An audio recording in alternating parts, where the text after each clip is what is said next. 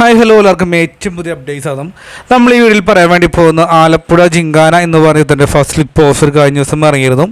നെസ്ലിനാണ് പ്രധാനമായിട്ടും വീഡിയോയിൽ വരാൻ വേണ്ടി പോകുന്നത്. നെസ്ലിനെ കൂടാതെ ലുക്മാൻ അവറാണ്, ബാക്കി ഒരുപാട് യുവതാരങ്ങളുണ്ട്.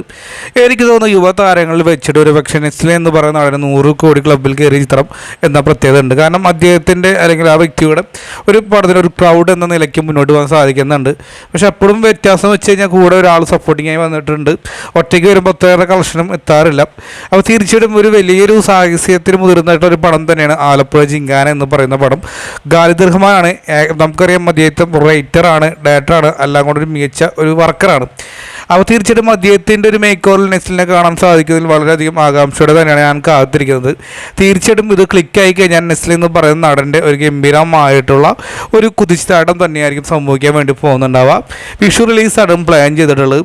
എന്താണ് പോസ്റ്ററിനെ കുറിച്ചുള്ള അഭിപ്രായം കമൻറ്റ് ബോക്സിൽ രേഖപ്പെടുത്തുക. Bye bye.